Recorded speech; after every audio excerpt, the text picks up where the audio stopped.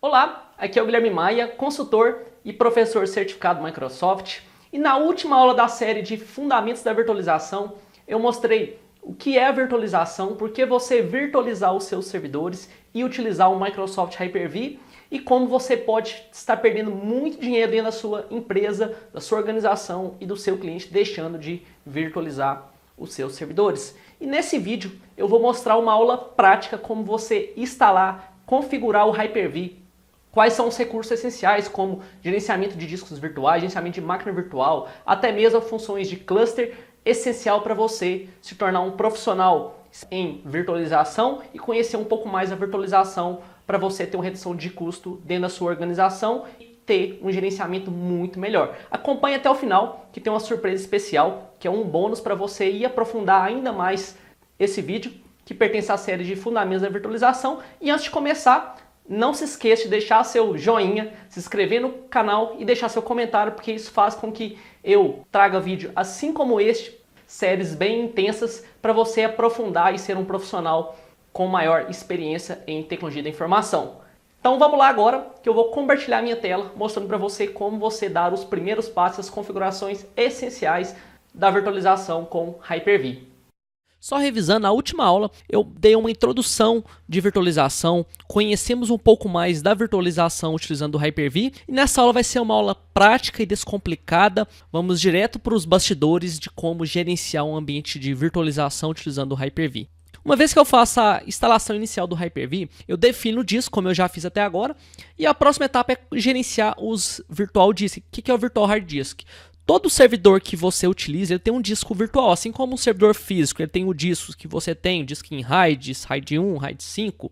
No ambiente virtual também tem os seus discos, mas são discos virtuais. O Hyper-V tem dois formatos de discos, que são os discos VHDs, que é o disco que suporta até 2 TB de disco. Ele foi originado na versão 2008 e hoje já tem uma versão mais nova, que é o VHDX, que foi introduzido a partir do server 2012, que ele suporta até 64 TB de disco, com um número muito maior. Ele é maior resiliente. O que significa isso? Ele não tem problema de, assim como o disco ele pode corromper, um disco VHDX ele tem a menor probabilidade de corromper, e o usuário pode definir o metadado. Ele tem suporte a discos de setores maiores, como o 64K, que tem a performance muito maior.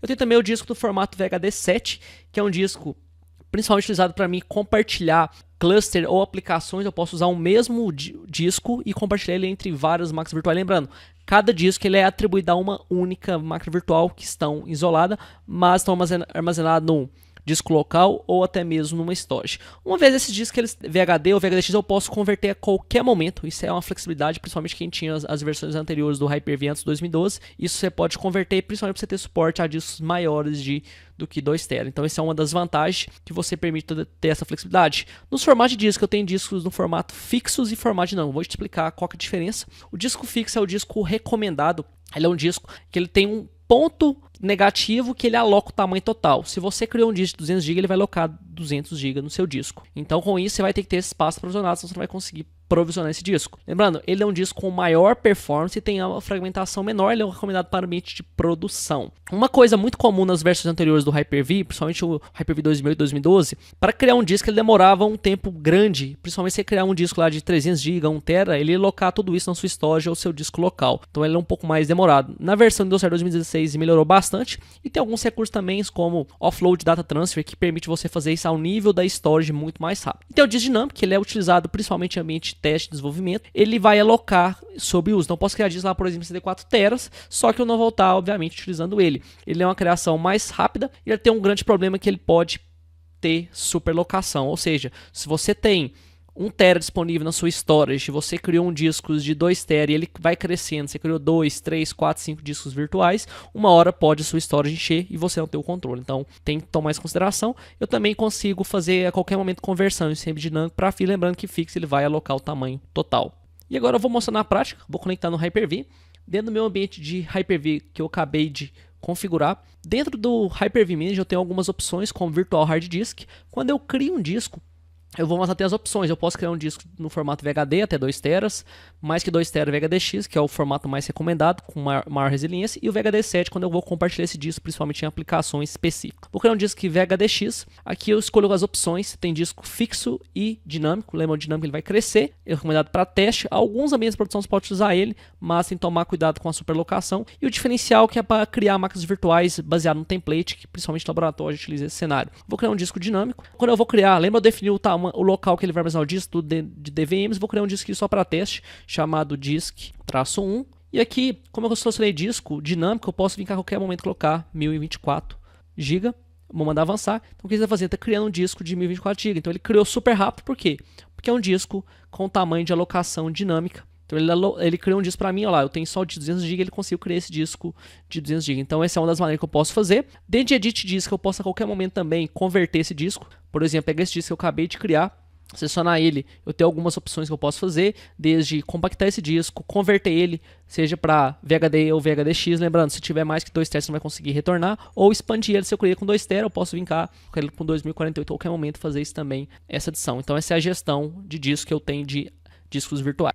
Tão importante como configurar a virtualização e ter suporte à virtualização, você precisa também ter que seus discos sejam suportados. É importante que você faça o dimensionamento de discos que você vai utilizar, performance, que tange ao IOPS, que é o termo de escrita e leitura dos seus discos para você ter ambientes produtivos. Lembrando que você vai compartilhar a mesma unidade de disco ou múltiplos discos, principalmente quando você tem storage. Em sequência, eu tenho a rede virtual, uma vez que ele compartilha também o mesmo equipamento, eu tenho as redes virtuais. O que são as redes virtuais? São os recursos que permitem eu fazer a comunicação da minha máquina física, que é do meu host, com as minhas máquinas virtuais. Todo switch que eu crio dentro do Hyper-V, ele permite eu conectar uma máquina a outra, ou eu tenho alguns tipos diferentes de switch. Ele é atribuído automaticamente à partição PI do Hypervisor, então tem certos tipos de switch que permitem eu compartilhar. Dentro do Hyper-V existem alguns tipos de switch, 3 tipos de switches principais, que é o externo, interno e private. O externo nada mais é, uma vez que eu tenho uma rede física, que é a minha placa de rede Broadcom, por exemplo, uma vez que eu crio um switch externo, ele permite eu compartilhar essa mesma rede física com as minhas máquinas virtuais. É o cenário principal para a produção. Eu tenho em seguida cenário, que é o interno, que permite eu criar uma rede, só que aqui não vai utilizar a minha rede física, e sim vai criar uma rede virtual do meu host com as minhas máquinas virtuais. Então só a comunicação é apenas entre host e máquinas virtuais, externamente não tem nada possível. E eu tenho a privada, que ela permite eu compartilhar, é uma rede virtual que eu compartilho só entre as máquinas virtuais. A partir do momento que eu tenho um switch, eu posso ter diferentes tipos de switch, bandas específicas, eu quero definir o que é OS, eu posso ter isso. Tem suporte a tag, que VLAN tag nada mais eu posso isolar o tráfego de rede, eu suporto a mais de 4094 VLAN IDs dentro de um switch virtual, e são alguns recursos que eu posso ter. Então, alguns recursos avançados também de rede, que desde a convergência de rede eu consigo ter desde o controle, que é a spoofing, que é o meu controle de endereçamento de IP, bloquear a distribuição de DHCP entre as minhas máquinas virtuais, a parte de ACL em camada 2, port trunk VM, parte de isolar VMs de banda, port mirror, são alguns recursos mais avançados que eu tenho também na rede. Assim como uma rede você tem lógica, você tem uma rede virtual também dentro do Hyper-V que permite você ter todo esse controle da sua rede dentro do seu ambiente virtualizado. Voltando ao Hyper-V, uma vez que eu defino as configurações de disco, eu vou em Virtual Switch Manager dentro do Hyper-V Manager, porque eu não tenho nenhum switch criado. O que eu vou fazer neste momento? Vou criar um switch.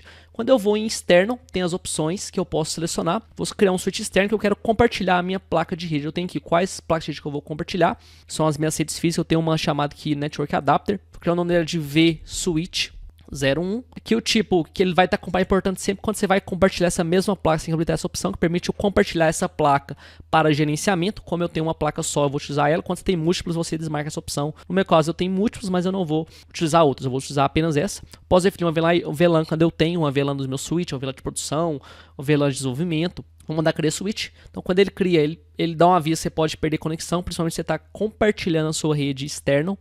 Vou confirmar. Uma vez que ele cria, eu posso navegar dentro das minhas redes, gerenciamento de redes do Windows, eu consigo ver que ele criou uma nova rede, que é uma rede chamada vSwitch. E essa minha rede é uma rede do tipo do Hyper-V. Então ele criou uma rede externa, compartilhou a minha rede NIC01, que é a minha rede física, com o meu switch virtual. Então esse é uma maneira de criar, que é o switch principal, que é o externo. Eu posso também criar switches internos. Lembrando que o switch externo não é atribuído a uma rede física, ou mudar também a qualquer momento para um switch privado, que é só comunicando entre minhas máquinas virtuais. O interno geralmente é utilizado para o laboratório, privado também em alguns cenários específicos que você quer isolar uma aplicação 100%. Então você pode fazer isso, lembrando, você pode fazer isso com VLANs, de várias maneiras quando você quer isolar, mas em cenários específicos mais para laboratórios. Toda a parte de switch virtual envolve também toda uma configuração lógica, principalmente se você fala um ambiente de produção, quando você tem lá múltiplos hosts de Hyper-V, múltiplas máquinas virtuais, se envolve também você configurar isso fisicamente. Então, permite você ter toda a gestão do seu ambiente virtual que você tem nas suas máquinas virtuais e um ambiente virtual utilizando os switches virtuais,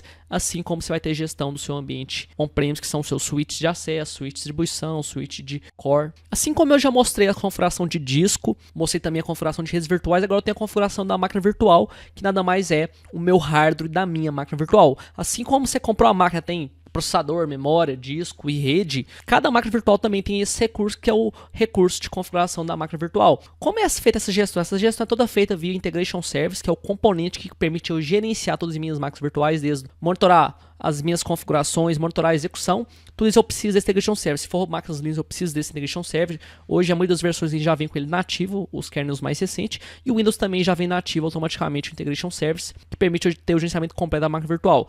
Ao criar as máquinas virtuais, tem alguns tipos de geração de máquinas virtuais. Eu tenho a geração 1, que é a geração tradicional. Até o 2012 só existia essa versão. As 2012 R2 superior já tem novas versões, que é a geração 2. Qual que é a diferença? Geração 1 é a BIOS comum, que é a BIOS tradicional, baseada em drivers legados, emulados, que são BIOS, IDE, disquete drive, sim, disquete mesmo para ambiente virtual. É possível você fazer isso. Então, toda a parte de legada, você utiliza a geração 1, que ela tem algumas limitações que eu vou mostrar depois as diferenças. Já a geração 2, ele removeu, que é a nova versão introduzida a partir de 2012, removeu toda a parte de drivers emulados. Ela já é baseada em um Wi-Fi, que é a BIOS segura, que ela já tem uma segurança já no próprio arquivo de configuração da máquina virtual. Permite eu fazer recursos a quente, como adicionar memória quente, disco, rede e muito mais. Eu consigo fazer também. São recursos novos do 2012 e recursos também do 2016, que é, por exemplo, colocar memória quente sem ser uma memória dinâmica. Todos ele é suportado do Windows Server 2012. E eu também consigo converter essas máquinas virtuais de G1 para G2, mas a conversão é um pouco mais completa, porque envolve eu modificar a BIOS da minha máquina virtual, que é o sistema operacional da minha máquina virtual, mas é possível fazer essa migração. De recursos ainda avançados da máquina virtual, eu tenho toda a parte checkpoint, também conhecido como snapshot, permite eu, uma vez que eu tenho um ambiente virtual, eu posso criar, se eu vou instalar uma aplicação, fazer a configuração, por que eu não criar um ponto de instantâneo, que se caso algum problema eu posso ir lá e retornar esse instantâneo. Então, com a virtualização facilita muito a nossa vida como administrador. Lembra eu falando, você tem a virtualização, você vai simplificar muito a sua administração. Esse é um dos pontos. E permite eu criar dois tipos de checkpoint no Windows Server 2016, que é o checkpoint de produção, que ele cria todo o instantâneo da máquina que é configurado, e também as configurações de memória. É como você tirar, salvar da máquina virtual. A hora que você volta a snapshot, ele volta da mesma maneira que é. Porque o padrão, que é o checkpoint default, ele automaticamente só cria da máquina virtual, você tem que religar a máquina virtual. Então você faz um instantâneo do zero, do estado separou, até mesmo ligado, mas ele armazena também a memória de paginação. Uma vez que eu tenho um ambiente virtual, também eu posso configurar o tipo de startup. O que é startup? Se esse hardware tiver uma falha, o que ele vai fazer? Ele vai ligar quais máquinas em primeira ordem, como que vai ser o procedimento? Ele vai não ligar a máquina, ele vai ligar algumas máquinas, eu posso criar isso por máquinas virtual. Então eu vou mostrar agora na prática como gerenciar as configurações do hardware da máquina virtual. Dentro do Hyper-V Management, eu não tenho nenhuma máquina virtual, eu vou criar uma máquina virtual agora. Então eu vou em nova máquina virtual. Quando eu crio uma máquina virtual, tem as opções que eu posso definir o nome dela. O nome da minha máquina vai ser SRV01. Aqui é muito importante eu marcar essa opção, que é criar um diretório diferente. Que ele vai fazer? Ele vai criar um diretório para armazenar o disco e também a configuração da máquina virtual. Por quê? Porque isso vai facilitar muito na organização. Ele vai criar todas as pastas, vão ficar desorganizadas. Por isso eu definir um arquivo chamado DVMs, que é onde está, mas ele vai criar cada passo para cada VM, que é SRV, Virtual Disk e Virtual Machine. Tipo de geração, tu seleciona quais tipos, olha que interessante. Geração 1, que é a versão legada, e a geração 2, que é o Wi-Fi. Eu vou criar uma geração 2, só para a gente ver as diferenças. Quando eu crio a geração 2, defino a quantidade de memória, vou colocar aqui 1 GB de memória. Qual rede que eu vou utilizar? Olha que legal, eu vou utilizar a própria rede externa que eu já tenho. Aqui o tamanho do disco, olha que interessante, ele já vai criar para minha pasta do Virtual Hard Disk o tamanho do disco. Vou criar um disco, por exemplo, de 200 GB, vou mandar avançar. Aqui eu posso postergar a escalação desse disco. Aqui tem algumas opções, eu posso colocar uma imagem para me instalar o sistema operacional ou instalar ela pela rede. Eu vou instalar o sistema operacional posteriormente. Quando eu mando criar, o que ele fez? Ele vai criar essa minha máquina virtual para mim. Uma vez que eu criei a máquina virtual, se eu for em propriedades, eu já consigo ver as configurações dessa máquina. A firmware baseado na BIOS, eu consigo ver a ordem de inicialização sempre pela rede, eu posso mudar. Assim como o computador você tem a ordem de inicialização, que é o CD, a memória. As configurações de memória, se eu vou habilitar a memória dinâmica, ele vai crescer à medida que eu precisar. Processador, eu posso aumentar também o processador para 2 processadores. Os discos, as redes, eu posso incluir também hardwares novos, desde SqueezCAS, rede, Fiber Channel, Remote FX, que é uma placa de rede. Toda a parte onde fica o armazenamento da paginação da máquina virtual, que é o Smart Page, que a máquina virtual também tem uma paginação específica. Todas as configurações do Integration Service, que ele está habilitado. O startup automático da máquina, por padrão, ele, toda vez que a máquina teve uma falha, ele starta automático, você tem um delay. Então tudo isso automaticamente. Uma vez que eu criei essa máquina, eu posso vir cá agora, conectar nela e mandar startar essa máquina virtual. Então uma vez que eu criei, posso vir cá, mandar executar. O que ele vai fazer? Ele vai startar essa minha máquina virtual. Uma vez que a máquina foi inicializada, eu posso fazer a instalação dela, seja pela rede, usando o MDT, o SCM, ou colocar a mídia, que é a ISO da minha máquina virtual. Ele vai fazer a instalação e com isso eu vou fazer todo o gerenciamento baseado no Hyper-V Manager. Mas Guilherme, você mostrou toda a configuração de máquinas virtuais gerenciadas pelo Hyper-V, mas agora eu quero ter um cluster, eu quero ter alta disponibilidade em caso de alguma falha para não afetar o meu negócio, eu não perder dinheiro, principalmente quando a gente fala de hospitais, é perder até mesmo vidas. O Hyper-V também tem uma função de cluster utilizando o Failover Cluster do Windows Server, que permite eu compartilhar essas máquinas virtuais no mesma unidade que é baseado no armazenamento. Então a estrutura é bem simples, eu tenho lá a quantidade de nós, que são os meus hosts. No caso aqui, ao invés de eu gerenciar cada host individual, eu vou ter, por exemplo, 2 nós. Nesses 2 nós, eu vou ter um nó, eu vou ter 10 máquinas virtuais, no segundo nó eu vou ter 10 máquinas virtuais. E com isso eles compartilham a mesma rede, então eu tenho uma comunicação de rede entre eles, eu tenho suítes, permite eu fazer comunicação entre eles, e eu compartilho eles, compartilham a mesma storage. Aqui o armazenamento não vai estar local, mas dentro de uma storage, então permite eu compartilhar, seja uma storage via software, baseado em SMB, que hoje é suportado e muito viável, ou uma storage baseada em SAN, iSCSI. Então essa comunicação vai toda ser funcionando. Lembrando, eu vou ter que ter recurso também de switch altamente disponível, storage altamente disponível para me ter todo o ambiente disponibilidade. Mas quando, Guilherme, que eu uso autodisponibilidade? Primeiro, se esse host estiver indisponível, quando você vai fazer manutenção, tiver uma falha de componente, uma falha de energia, então o que pode acontecer? Pode impactar o seu negócio, você pode perder dinheiro, como desastres naturais que podem ocorrer, uma manutenção de energia, e muitos outros pontos que pode ter falha desde a manutenção. Você vai trocar a memória para que você tem lá 100 máquinas virtuais numa máquina. Imagina se for trocar a memória sem parar todos os seus servidores que estão de produção. E a autodisponibilidade é justamente para você ter os seus ambientes altamente disponíveis. Em caso de falha, você vai continuar o seu serviço no nível da virtualização. Então o objetivo da virtualização é a gente otimizar e ao mesmo tempo a gente ter uma autodisponibilidade. E o Hyper-V você pode ter um cluster 100% gratuito sem comprar nenhuma licença. Se você estiver utilizando o Hyper-V Server e máquinas virtuais Linux, você não vai pagar nenhum custo para usar a virtualização, diferente do VM ou outras ferramentas que você tem que pagar para você ter todos os recursos. Quando falamos de alta disponibilidade, sempre vemos o termo de SLA, que é o termo de disponibilidade da aplicação, que a gente vê hoje contratar um serviço no Edge, na Amazon, a gente vê lá SLA de 99%, SLA de 99,9%, tudo isso vai ser afetado no seu cronograma de alta disponibilidade. Então, para você definir alta disponibilidade, quanto maior o seu SLA, mais requisitos você vai ter que ter. Você vai ter que mais switch com redundância, mais storage, mais servidores com redundância, para você conseguir ter cada vez mais um SLA maior, de maneira que você vai garantir uma disponibilidade maior. Então, por exemplo, hoje 99%, durante um ano eu vou ter um downtime de 3.7 dias, ainda é muito curto. Então, durante um ano, a manutenção vai ser basicamente mínima, mas é possível você ter uma manutenção mínima com o Hyper-V, é uma solução completa de virtualização, que permite ter a autonomidade completa de todo o meu ambiente de virtualização e meus servidores. E nessa série gratuita, eu mostrei todos os fundamentos de maneira simples de virtualização, utilizando o Hyper-V na versão 2016. O Hyper-V é uma virtualização completa, desde pequenas, médias a grandes empresas, e hoje é uma solução muito utilizada, está com um posicionamento muito forte. Eu tenho vários clientes que utilizam e tem o Hyper-V desde ambientes com cluster, ambientes sem cluster, ambiente de produção, tudo executando propriamente o Hyper-V. E eu vou deixar agora uma dica matadora para você, como você criar laboratórios mesmo no seu notebook. Dentro do meu ambiente, toda essa estrutura que eu criei, um servidor, eu não fiz isso numa máquina física, eu fiz isso numa máquina virtual. Guilherme, como assim? Isso vai te ajudar muito a fazer laboratório. Até então só era possível criar máquinas virtuais, laboratórios e no notebook. Você tinha que instalar o Hyper-V diretamente do seu notebook. Isso lembrando, é só recurso para laboratórios. Então o que eu tenho aqui no meu cenário? No meu Hyper-V eu tenho uma máquina virtual chamada Hyper-V 03. Dentro dela eu habilitei um recurso chamado Next Virtualization. Ele é disponível a partir do Windows Server 2016, que permite eu fazer virtualização. Lembrando, esse recurso é somente para ambiente de laboratório, não pode fazer isso para produção, não é recomendado. Então, uma vez que eu fiz isso, eu habilitei esse recurso, como que eu faço habilitar isso, Guilherme? Tem um script bastante simples, que nada mais eu tenho que habilitar a exposição dessa máquina para ter virtualização. Então eu tenho uma variável aqui em PowerShell que habilita ela.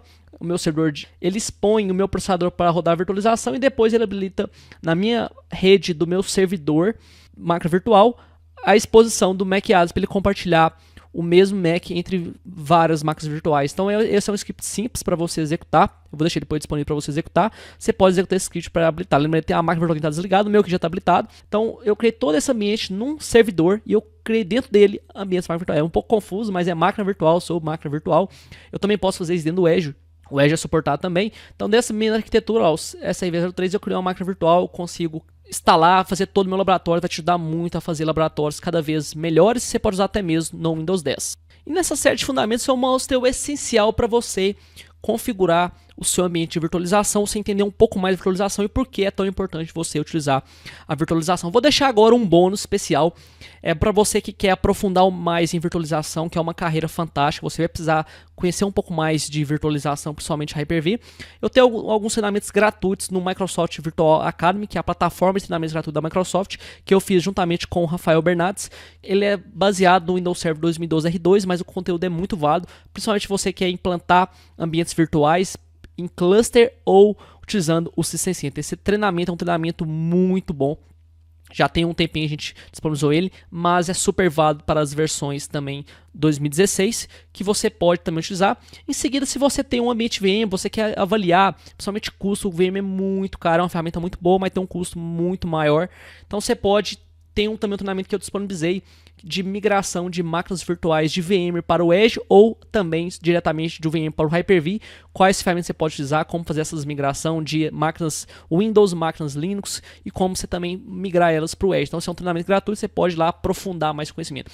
Se você quiser ir mais adiante, eu tenho também um treinamento avançado de como gerenciar ambientes de virtualização, não só a virtualização, que é o Hyper-V, mas gerenciar a rede como serviço, o storage como serviço, que é baseado nas novas metodologias hoje, que é Software Defined Data Center, que é a Data Center definido por software, que é um recurso muito novo, tá? A maioria dos players hoje de Data Center Collation estão utilizando esse recurso, utilizando a solução do System Center Virtual Machine Management, está dentro do meu curso avançado, o System Center Expert. Então espero que você tenha gostado dessa série.